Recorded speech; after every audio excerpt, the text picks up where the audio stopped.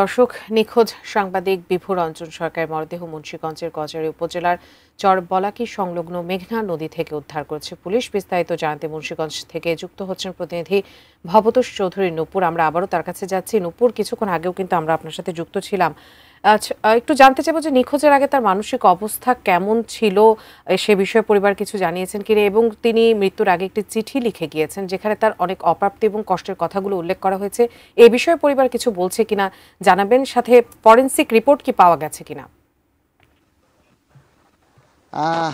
আচ্ছা উদ্বা, আপনি যেমনটি বলছিলেন যে আসলে তার ফ্যামিলির পরিবারের তার ছেলে এবং তার ছোট ভাইয়ের সাথে কথা হয়েছে। তারা এসে কিন্তু কিছুক্ষণ আগে আর ঘন্টা তারা তার লাশটি শনাক্ত করেছেন এবং এটাই যে বিভূতি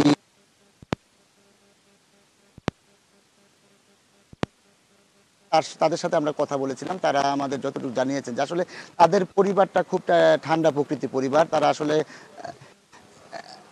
তাদের পরিবারটা খুব ঠান্ডা প্রকৃতির পরিবার। তারা সেই পরিবারে আসলে বড়দের ছোটদের সাথে সম্মানের সাথে আর কি থাকে এবং তারা মানে কথাবার্তা একটু ফ্যামিলিতে যেটা তার ভাই বললেন খুবই কম বলে থাকে আর কি। আর একটা বিষয় হলো কি, গত বৃহস্পতিবার কিন্তু তিনি তার ব্যবহৃত মোবাইল ফোন এবং ট্যাবটি বন্ধ করে বাসায় কোনো খবর পাওয়া যায়নি। এর পরবর্তীতে তার সন্তান একটি আপনার নিখোঁজ একটি ডায়েরি করে আপনার ঢাকাতে তাদের পার্শ্ববর্তী থানা রয়েছে সেখানে, এবং আজকে যখন বিকেলে সব মশার বিরুদ্ধে সুরক্ষা দিতে এলো বসুন্ধরা এক্সট্রিম অ্যারোসল। মশার বিরুদ্ধে এক্সট্রিম সুরক্ষা। 4টার দিকে যখন নৌফারি পুলিশ, গজারিয়া নৌফারি পুলিশকে স্থানীয়রা যখন 999 ফোন দেয় এবং সেখান থেকে খবর পেয়ে কিন্তু নৌফারি পুলিশ 6টা বাজে সেই মরদেহ উদ্ধার করে এবং সেই মরদেহ ছবি তুলে কিন্তু তখন ওই থানাতে, যে থানাতে তারা অভিযুক্ত করেছিলেন সেই থানাতে ছবিটা পাঠায় এবং সেখান থেকে তারা প্রাথমিকভাবে শনাক্ত করেছিলেন যে বিভূতি রঞ্জন সরকার। এবং তারা রাত 9টায় মুন্সিগঞ্জে এসে তার ছেলে এবং তার ছোট ভাই কিন্তু এখানে এসে আমার প্রথম দেখছি মর্গে এসে কিন্তু তারা লাশটি দেখেছে এবং লাশটি শনাক্ত করেছেন যে বিভূতি রঞ্জন সরকার।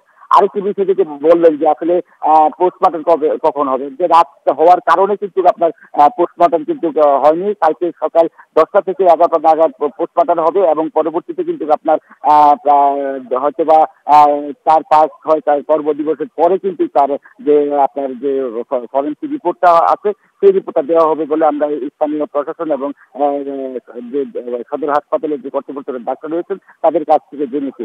এবং আমরা কালকেই হয়তো সকালে প্রাথমিক কিছু ধারণা পেয়ে যাব আর কি, যে সে কি আত্মহত্যা করেছেন বা তাকে কি হত্যা করা হয়েছে বা কিভাবে তার মৃত্যুটা হলো এটা নিশ্চিত হতে পারবো আমরা কালকে সকালে। এবং ফরেনসিক রিপোর্ট পাওয়ার পরে, সেটা আরো 10-15 দিন পরে হয়তো ফরেনসিক রিপোর্ট পাবো।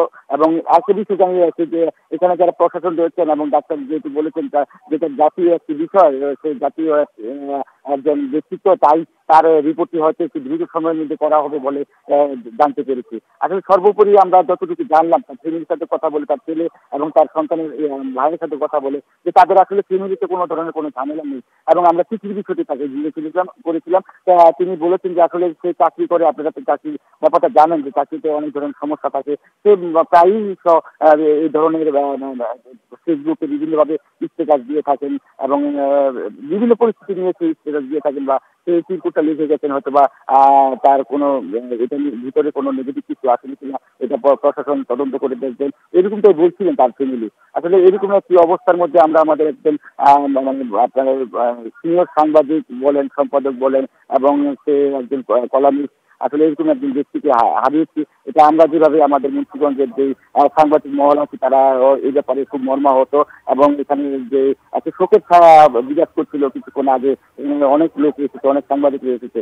আসলে সর্বোপরি আমরা আসলেই খুব দুঃখিত যে আসলে বিষয়টা কি হলো, কি হতে পারে এই জানার অপেক্ষায় আমরা থাকবো এবং কালকে সকাল নাগাদ হয়তো অনেকটাই আমরা পরিষ্কার হতে পারবো যে আসলে কি কারণে কিভাবে তার মৃত্যুটা হয়েছিল।